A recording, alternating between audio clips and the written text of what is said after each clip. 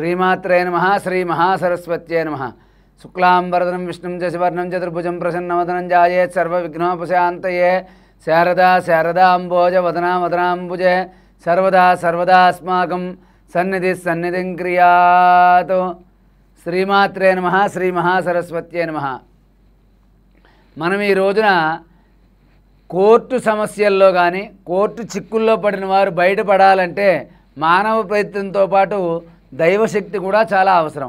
కాబట్టి కోర్టు సమస్యలు అధికంగా ఉన్నవారు, కోర్టులో మీకు న్యాయం ఉండి కూడా గెలుపు రావట్లేదు, వాయిదాలు ఎక్కువ పడుతున్నాయి, కోర్టు బాధలు ఎక్కువైపోయాయి అనుకున్నప్పుడు నేను చెప్పినటువంటి పరిహారాన్ని పాటించడం వల్ల చాలా వరకు కోర్టు సమస్యల నుండి బయటపడవచ్చు, కేసులో విజయాన్ని సాధించవచ్చు. ఆ పరిహారం ఏమిటంటే, మీ ఇంట్లో లక్ష్మీదేవి కానీ పార్వతీదేవి కానీ దుర్గాదేవి కానీ ఒక ఫోటో పెట్టుకోండి.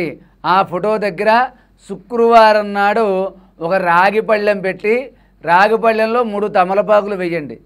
3 తమలపాకుల్లోనూ 3 ప్రమిదలు పెట్టి ఒక్కొక్క దాంట్లో 3 ఒత్తులు చొప్పున 3 3 9 ఒత్తులతో అలాగా దీపారాధన పెట్టండి.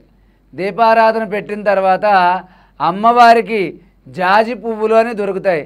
జాజి పువ్వులు తీసుకొచ్చి అమ్మవారి నామాలు చదువుతూ ఒక్కొక్క జాజి పువ్వు అమ్మవారి దగ్గర పూజ చేయండి.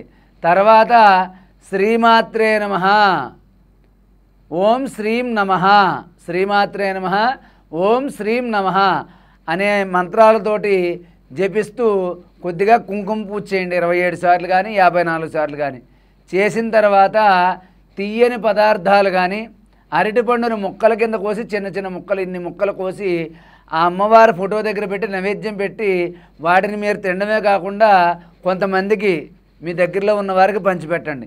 ఇలాగ ఒక 5 శుక్రవారాలు కానీ 7 శుక్రవారాలు కానీ చేయడం వల్ల మీకు కోర్టులో న్యాయం మీ వైపు ఉండి గెలుపు రావట్లేదు, వాయిదాలు ఎక్కువ పడుతున్నాయి, అయితే ఏదో సమస్య కలుగుతోంది అనుకున్నప్పుడు మాత్రం ఈ పరిహారాన్ని పాటించండి. కోర్టు సమస్యల్లో మీరు తప్పకుండా విజయాన్ని సాధిస్తారు.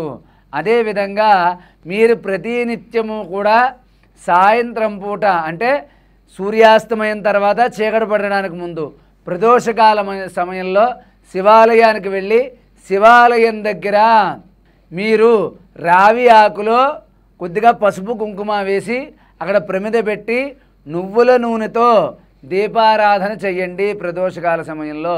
ఇలా చేయడం వల్ల మీకున్నటువంటి దోషాలు తొలగిపోయి మీకంతా కూడా మంచి జరుగుతుంది.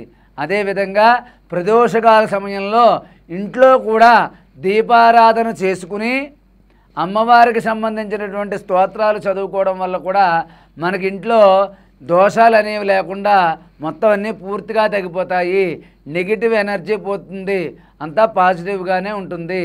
కాబట్టి అటువంటి దృష్టి దోషాలు కానీ మీకు ఏదైనా దేనివల్లైనా భయం అనేది మనస్సులో ఉండి పైకి చెప్పుకోలేనటువంటి బాధ కలుగుతున్నప్పుడు కూడా మీ ఇంట్లో మంగళవారం శుక్రవారం కొంచెం కొబ్బరి పొడి, ఆవు నెయ్యి, గుగ్గిలం, కొద్దిగా కొబ్బరి పొడి, ఆవు నెయ్యి, గుగ్గిలం ఈ 3 కలిపి ధూపం కింద వెయ్యండి.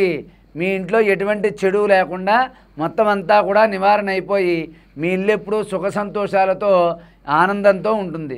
కాబట్టి ఇటువంటి చిన్న చిన్న పరిహారాలు పాటించి మీరు ఎప్పుడు కూడా సుఖ సంతోషాలతో ఉండాలని ఆశీర్వదిస్తూ సర్వే జనా సుఖినో భవంతు. స్వస్తి.